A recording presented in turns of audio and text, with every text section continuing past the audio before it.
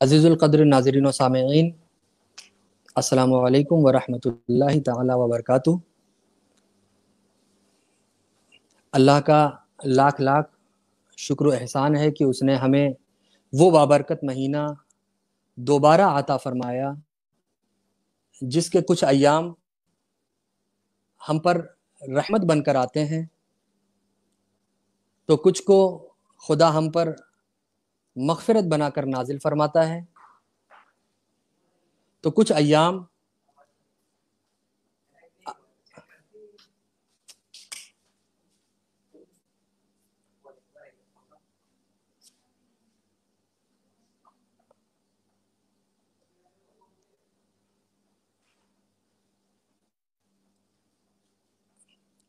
तो कुछ अय्याम आखिर के आशरे की शक्ल में हमारी नजात बनाकर खुदा की जानिब से नाजिल किए जाते हैं।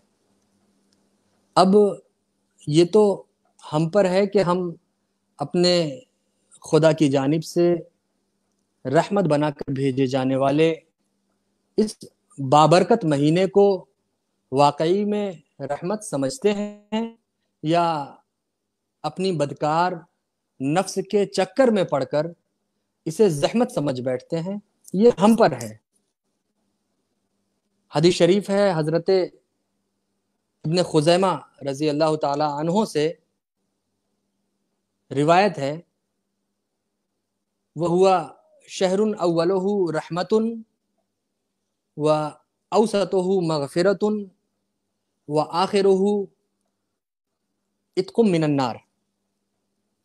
यानी इसका तर्जमा यह है कि ये वो बाबरकत महीना है जिसका इब्तिदाई आशरा रहमत है और दरमियान का आशरा मग़फ़िरत है और आखिर का आशरा यानी 10 दिन ये इत्क़ुम मिनन नार, जहन्नम से नजात है।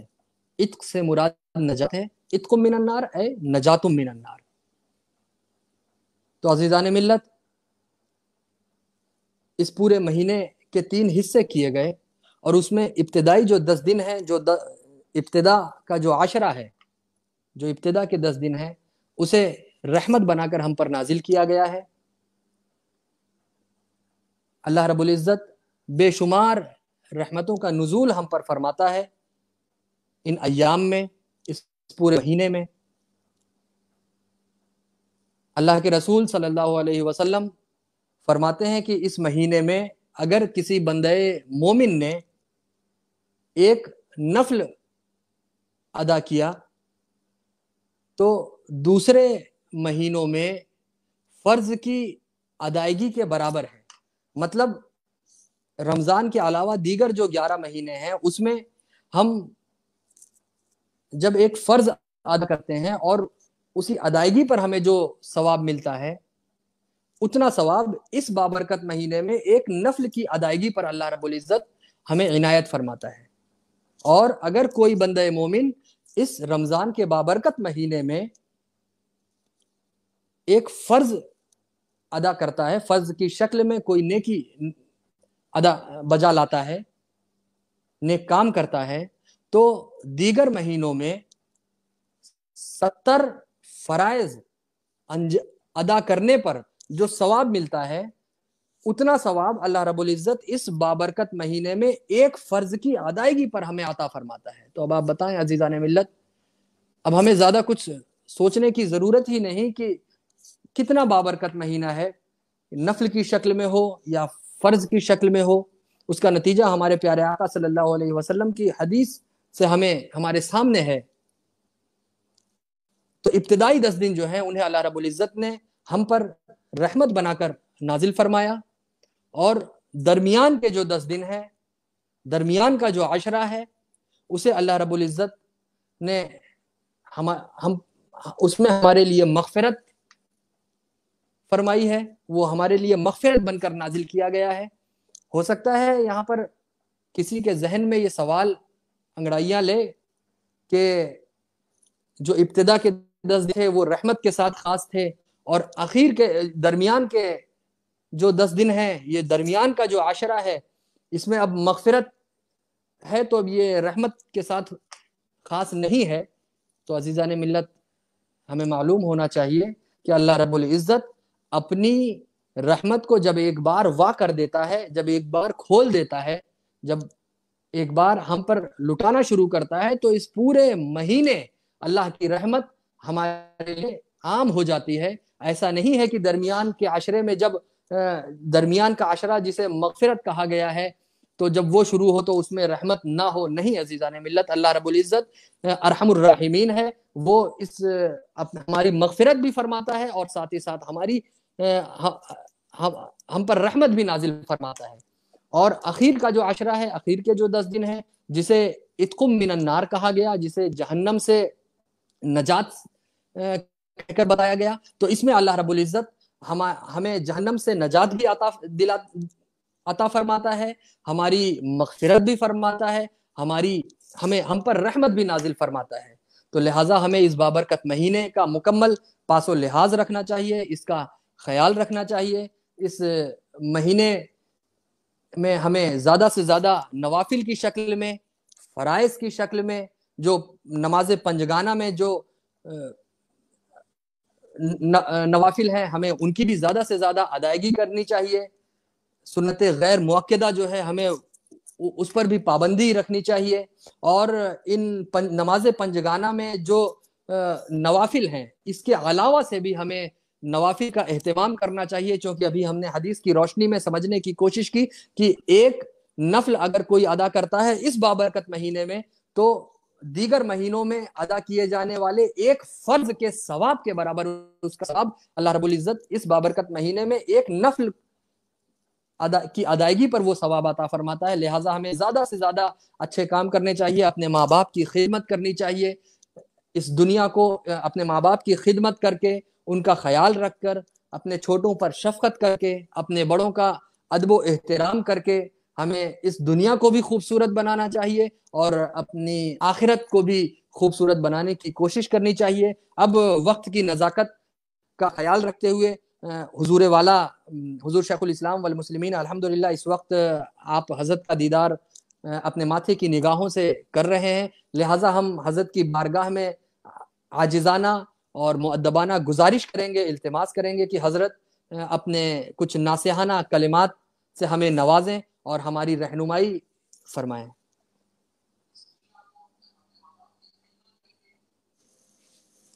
بسم اللہ الرحمن الرحیم.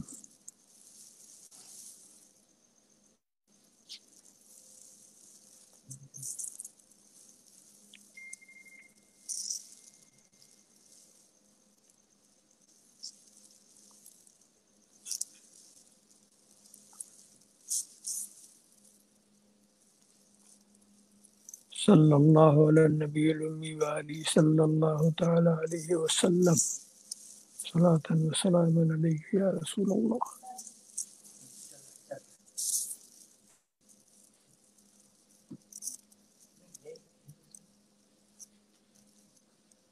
بات میں نے یہاں سے شروع کی تھی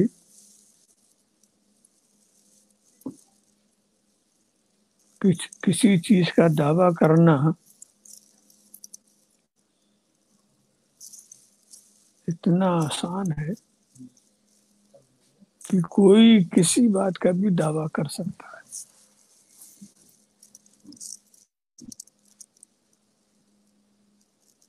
یہاں تک کہ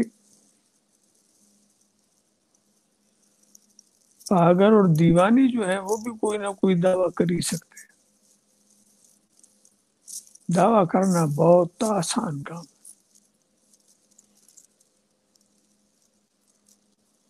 مگر مشکل وہاں پڑتی ہے جب اس کو دلیل پیش کرنا. دعویٰ تو کچھ بھی کر سکتے ہو، مگر دلیل جب پیش کرنی تو یہ پاگلوں اور دیوانوں کا کام نہیں. دلیل پیش کرنا کچھ آسان کام نہیں.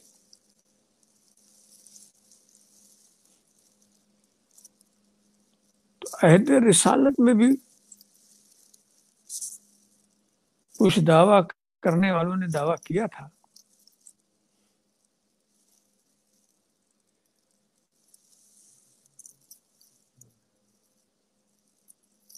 دعویٰ بڑا زبردست تھا. نحن ابناء اللہ واحباؤہ،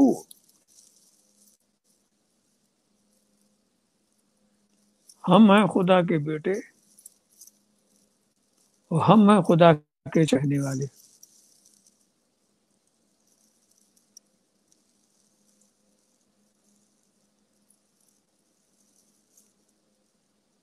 دو دعویٰ ایک ہی سانس میں کرنے والوں نے کر دیا. اب ان سے دلیل مانگی جا رہی ہے. اسلام ان سے دلیل چاہتا ہے. دلیل دو.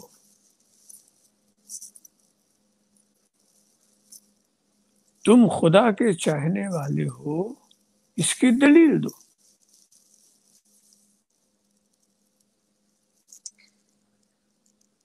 یہاں سمجھنے کی بات یہ ہے کہ انہوں نے دعویٰ دو کیا اور دلیل ایک بات کی مانگی جا رہی ہے. دعویٰ یہ کیا ہم خدا کے بیٹے اور ہم خدا کے چاہنے والے، اور دلیل یہ مانگی، دلیل دو کہ تم خدا کے چاہنے والے ہو. اس میں حکمت یہ ہے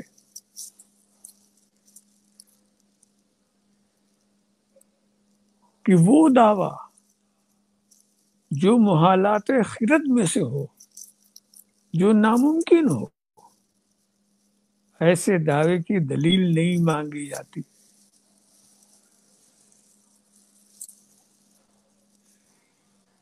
وہ ایسا باطل ہوتا، اس لائق ہی نہیں رہتا اس کی دلیل مانگی جائے. اس لیے کہ دلیل مانگنا اس بات کی طرف اشارہ کرے گا کہ مانگنے والا بھی شک میں ہے، جبھی تو دلیل مانگ رہا.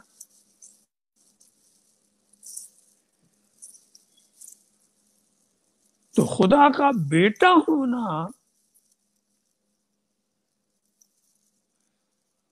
یہ ایسا دعویٰ نہیں کہ اس کی دلیل مانگی جائے.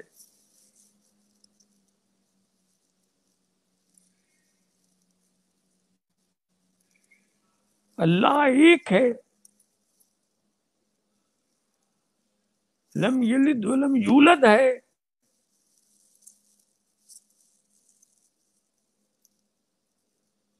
اس پر دلیل کا سوال نہیں. خدا کا چاہے بیٹا تو ہو ہی نہیں سکتا، دلیل اس کی مانگی جاتی جس کا ہونا ممکن ہو. خدا کا بیٹا تو نہیں ہو سکتا، اس کی دلیل ہی نہیں مانگی گئی. ہاں چاہنے والے ہو سکتے ہیں، یہ دعویٰ ہے. اور جب چاہنے والے ہوتے ہیں تو اب ان سے کہا جاتا ہے کہ تم اس بات کی دلیل دو کہ تم خدا کے چاہنے والے ہو. یہ ممکن ہے، چاہنے والا ہونا ممکن ہے، اس کی دلیل دو.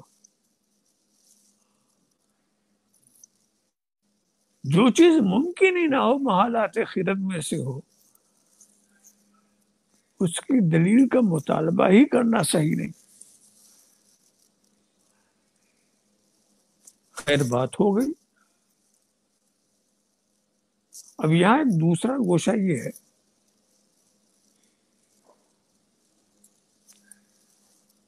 کہ دلیل دینے والا اپنی مرضی کے مطابق جو چاہے دلیل دے، یہ آزاد ہوتا، بالکل آزاد ہوتا. مگر یہاں آزاد نہیں چھوڑا گیا ہے.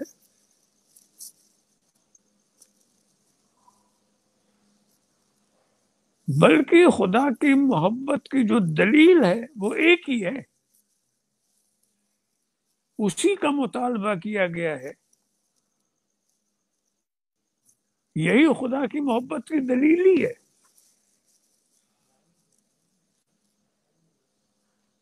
تو اب ان سے دلیل میں کہ اگر تم خدا کے چاہنے والے ہو تو میرے محبوب کی اتباع کو دلیل میں پیش کرو.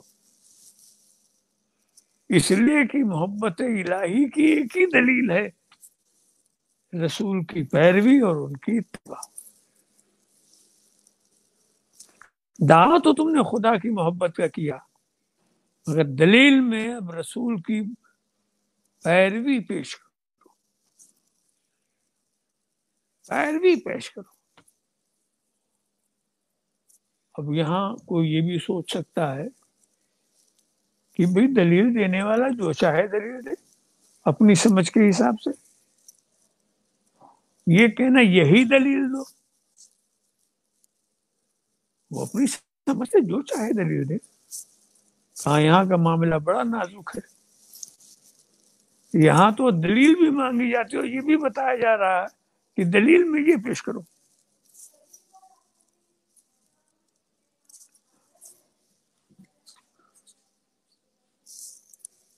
اب یہ بات کو اور بھی اہم بنا دیتی ہے. وہ اپنے طور پر کہہ سکتے ہیں نا کہ اگر ہم خدا کے چاہنے والے نہ ہوتے تو خدا تک پہنچنے کی ہم کوشش کیوں کرتے؟ خدا تک پہنچنے کی ہماری کوشش یہ دلیل ہے کہ ہم خدا کے چاہنے والے. ہو سکتا ہے کہ جو ذریعہ ہم خدا تک پہنچنے کا بنا رہے ہیں وہ غلط ہو، ذریعہ غلط ہو سکتا ہے، مگر ہمارے ارادے کو آپ کیسے کہہ سکتے ہیں کہ ہمیں خدا تک پہنچنے کا ارادہ نہیں ہے؟ یہ آپ کہہ سکتے ہیں کہ جس ڈھنگ سے تم پہنچنا چاہتے ہو وہ راستہ نہیں ہے. یہ ہو سکتا. کوئی شخص حج بیت اللہ کے لیے نکلے اور یہ سوچے کہ حج کے لیے سب اسی ذریعے سے ہو کے جاتے ہیں، کشتی پر بیٹھ کے، جہاز پر بیٹھ کر. کوئی فضا میں اڑ کے جاتا ہے، کوئی کسی اور راستے سے جاتا ہے، مگر اسی دریا پہ تو جاتا ہے، اسی سے تو راستہ ہے. تو ہم کو کیا ضرورت ہے جہاز کا واسطہ لینے کے لیے، کشتی کا واسطہ لینے کے لیے؟ چھلانگ لگا دو، سمندر میں چھلانگ کے ہم تیر کے نکل جائیں گے. تو یہ تو کہا جا سکتا ہے کہ وہ منزل تک نہیں پہنچے گا، وہ تباہ ہو جائے گا، وہ ختم ہو جائے گا. مگر یہ کیسے کہتے ہو کہ اس کا حج کا ارادہ نہیں تھا، کعبے سے اسے محبت نہیں تھی، اسی محبت نے تو چھلانگ لگوا دیا.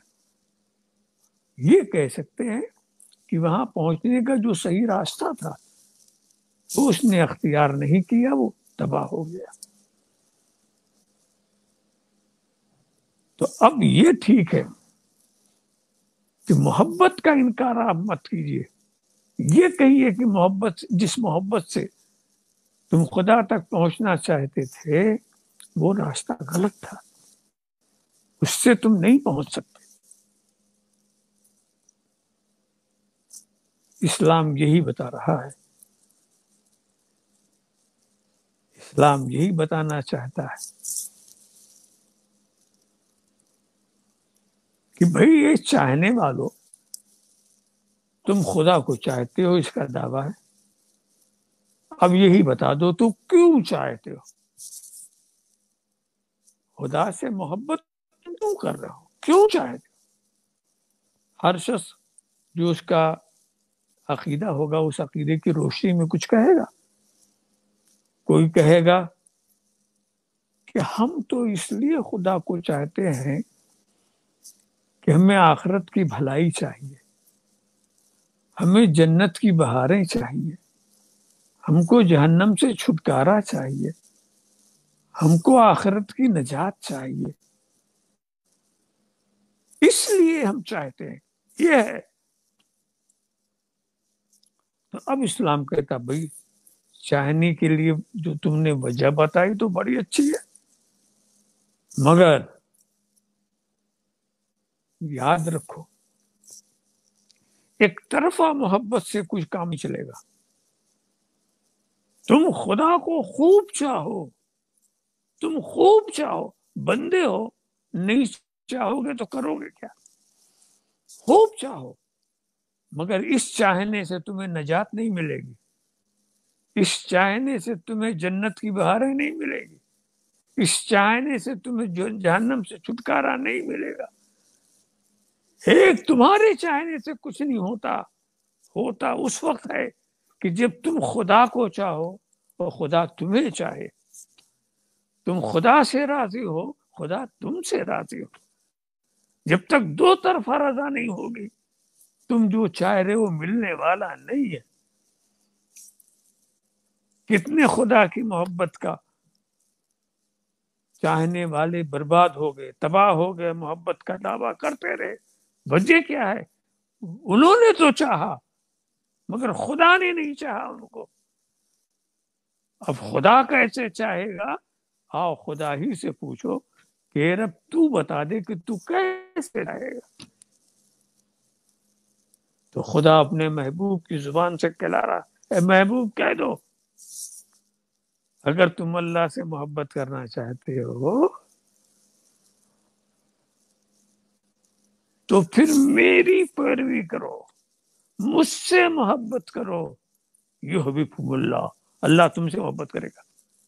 بیچ میں میری اتباع ہے، تم جب میری اتباع کرو گے تو خدا تم سے محبت کرے گا، اور جب خدا تم سے محبت کرے گا تو وہ ساری باتیں جو تم چاہتے ہو اس کی محبت کے سائے میں تم وہاں پہنچ جاؤ گے۔ تو اصل چیز یہ، اب اس میں ایک چیز یہ ہے کہ یہیں سے پتا چلا کہ اسلام جو ہے وہ خدا کی محبت کو اہمیت دیتا ہے، اس کی محبت کے بغیر کچھ نہیں۔ خدا تم سے راضی ہو، پورا دین ہمارا جو ہے وہ صرف خدا کو راضی کرنا ہے، تو اپنے بنائے ہوئے اصولوں سے راضی مت کرو، خدا ہی سے پوچھو کہ وہ کیسے راضی ہو۔ آپ کے بنائے ہوئے اصولوں سے کیسے کیسے آپ نے بنائے کہ ہم یہ پوجیں گے تو خدا راضی ہو جائے گا، ہم وہ چلیں گے تو خدا کا نہیں، خدا ہی سے پوچھو کہ وہ کیسے راضی ہوگا۔ اس لیے پورا ہمارا جو قانون ہے، اسلام کا قانون مسلمانوں نے نہیں بنایا ہے، خدا نے جو دیا ہے وہ ہم نے مان لیا۔ اس میں راز یہی ہے کہ جو خدا دے گا، جس سے خدا راضی ہوگا، تو یہ تو یقینی بات ہوگی۔ کیا ضروری کہ ہمارے بنائے ہوئے قانون سے خدا راضی ہو؟ ارے ہم اپنی مرضی سے تو اپنے سامنے والوں کو نہیں راضی کر سکتے، معمولی بات میں سامنے والے کو۔ اب اس کو ایسے بہت ہی موٹی مثال سے ایک صاحب آئے، انہوں نے کہا، کچھ لے کر آئے میرے پاس، ارے صاحب یہ کیا لا ہے؟ کہا صاحب یہ بہت قیمتی حلوہ ہے، بڑا قیمتی حلوہ ہے۔ تو میں نے کہا میں تو نہیں کھاتا، میٹھا میں نہیں کھاتا، میرا پرہیز چل رہا۔ دوسرے صاحب آئے، وہ اپنا بریانی بنا کے لے آئے، کہا یہ کیا ہے؟ بریانی، ارے بریانی بھی میں نہیں کھاتا۔ اب اس طرح سے لوگ آتے رہے، اپنی سمجھ سے کچھ لاتے رہے، اور میں انکار کرتا رہا، نہیں چاہیے نہیں چاہیے نہیں چاہیے۔ انہیں کے بیچ میں ایک شخص اور آیا، اس نے میرے کان میں کچھ کہہ دیا، میں نے اس کے کان میں کچھ کہہ دیا، وہ چلا گیا۔ اب وہ لے کے کچھ آتا ہے دیا، میں نے اس کو کھانا شروع کر دیا، تو لوگ دیکھ کے حیران ہو گئے کہ ہم نے تو اتنی محنت کیا، کیا کیا بنا کے لائے، نہیں چاہیے نہیں چاہیے، یہ کیا لے کے آیا؟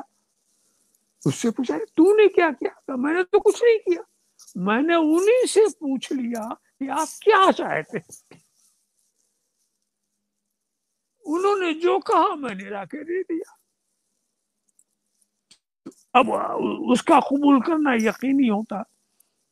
تو یہ رب تبارک و تعالی کہ اگر تم مجھ سے محبت کرنا چاہتے ہو، مجھے راضی کرنا چاہتے ہو، تو میرے رسول سے محبت کرو اور ان کو راضی رکھو، یحببکم اللہ، اللہ تمہیں محبوب بنا لے گا۔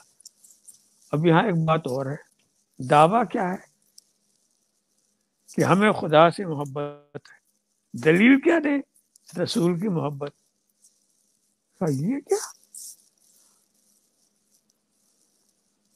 یہ کیا بات ہے؟ جس سے محبت کا دعویٰ ہے، دعویٰ محبت اور دلیل رسول کی محبت۔ کہا علیہ السلام نے ایسے ہی نظام رکھا ہے، دعویٰ اوپر کا، دلیل نیچے کی، دعویٰ اوپر کا، دلیل نیچے کی۔ کیوں؟ اس میں مسئلہ یہ ہے کہ خدا کی محبت کا دعویٰ کرنے والا، خدا کی محبت کا دعویٰ کرنے والا یہ تو ہو سکتا ہے خدا کو چاہے مگر رسول کو نہ چاہے، یہ تو ہو سکتا ہے۔ خدا کی محبت کرنے والے کہاں سے کہاں تک چلے گئے، رسول کی محبت کا وہ دعویٰ بھی نہیں کرتے، نہ کوئی نصرانی کر رہا، نہ کوئی یہودی کر رہا ہے، خدا کی محبت کا دعویٰ کرنے والا ہے، رسول کی محبت کا دعویٰ بھی نہیں کر رہے۔ مگر جو رسول کا چاہنے والا ہے وہ یقیناً خدا کا چاہنے والا ہے۔ دعویٰ اوپر کا، دلیل نیچے کی، یہ نیچے کی دلیل دونوں سے ملاتی۔ یہیں سے ہم اور سبق دینا چاہتے ہیں۔ اگر تمہیں اس بات کا دعویٰ ہے، تمہیں رسول سے محبت ہے، تو صحابہ اور اہل بیت کی محبت دلیل میں پیش کرو، صحابہ اور اہل بیت کی محبت دلیل میں پیش کرو۔ محبت رسول کی ہے، وہ تو دعویٰ ہے، دلیل میں صحابہ اہل بیت کی محبت پیش کرو۔ کیوں؟ کہ رسول کی محبت کرنے والا، محبت کا دعویٰ کرنے والے بہت ہیں، جو صحابہ کے دشمن بھی ہیں، اہل بیت کے دشمن بھی ہیں، وہ دعویٰ کرنے والے بہت ہیں، سب کچھ۔ مگر صحابہ و اہل بیت سے جو محبت کرتا ہے وہ یقیناً رسول سے محبت کرتا ہے، یقیناً رسول سے محبت کرتا ہے۔ رسول کی محبت کا صرف دعویٰ اگر کوئی کرے تو ان سے یہی کہے گا صحابہ اہل بیت کی محبت دلیل میں پیش کرو۔ ہو سکتا ہے کہ تم رسول کی محبت کا دعویٰ کرو، صحابہ کا نہ کرو، اہل بیت سے نہ کرو۔ ایسی مثالیں ہیں، کچھ ہیں جو اہل بیت کو مانتے ہیں تو صحابہ کو نہیں مانتے، کچھ ہیں جو صحابہ کو مانتے ہیں اہل بیت کو نہیں مانتے۔ مگر جو صحابہ اہل بیت کو مانتے ہیں وہ رسول کو ضرور مانتے ہیں۔ اب اگر آپ نے کہا ہاں صاحب ہم کو صحابہ اہل بیت سے محبت ہے، ہم اس وقت کہیں گے کہ صحابہ اور اہل بیت سے محبت ہے تو ائمہ طریقت، مجتہدین طریقت، امام اعظم، امام شافعی، امام مالک، امام احمد ابن حنبل، ان ائمہ کی محبت دلیل میں پیش کرو. تم کو صحابہ علیہ بیت سے اگر محبت کا دعویٰ ہے، ان کی محبت دلیل میں پیش کرو. کیوں یہ ہو سکتا کہ صحابہ کی محبت کا دعویٰ کرنے والا، اہل بیت کی محبت کا دعویٰ کرنے والا نہ حنفی ہو، نہ شافعی ہو، نہ مالکی ہو، نہ حنبلی ہو، مگر کوئی مالکی، کوئی شافعی، کوئی حنبلی، کوئی حنفی اگر سچا حنفی ہے، سچا شافعی ہے، تو ایسا ہو ہی نہیں سکتا کہ وہ صحابہ علیہ بیت سے محبت نہ کرے. دعویٰ اوپر کا، دلیل نیچے کی. اب اس کے بعد اگر آپ ائمہ طریقت سے محبت کا دعویٰ کرتے ہیں تو ہم کہیں گے کہ دلیل میں ائمہ طریقت کی محبت پیش کرو. تم ائمہ شریعت کا دعویٰ کرتے ہیں، ائمہ شریعت کی محبت کا، تو ائمہ طریقت کی محبت پیش کرو. اس لیے کہ ہو سکتا ہے کہ کوئی ائمہ شریعت کی محبت کا دعویٰ کرے مگر بزرگوں کو نہ مانے، قادری بننے کو تیار نہ ہو، چشتی ہونے کو تیار نہ ہو. یہ کوئی ضروری نہیں، مگر جو چشتی ہوں گے، جو قادری ہوں گے، جو نقشبندی ہوں گے، وہ سہروردی ہوں گے. ہو ہی نہیں سکتا کہ مجتہدین سے محبت نہ کرے. تو دعویٰ اوپر کا، دلیل نیچے کی. اسی لیے ہم نے ایسا دامن، کہتے ہیں کہ غوث کا دامن نہیں چھوڑیں گے، خواجہ کا دامن نہیں چھوڑیں گے. کیوں؟ ہم نے وہ دامن ہاتھ میں پکڑا دیا ہے کہ یہ دامن تمہارے ہاتھ میں آ جائے تو صحابہ کا دامن بھی تمہارے ہاتھ میں، تابعین کا بھی دامن تمہارے ہاتھ میں، رسول کا بھی دامن تمہارے ہاتھ میں. تو ہم ایسا دامن پکڑا دے رہے ہیں، وہ دامن مل جائے تو سارے دامن ہاتھ میں. تو دعویٰ اوپر کا، دلیل نیچے کی. اس آیت کریمہ کے گوشہ تھا جو میں نے بیان کر دیا. پھر انشاءاللہ کسی اور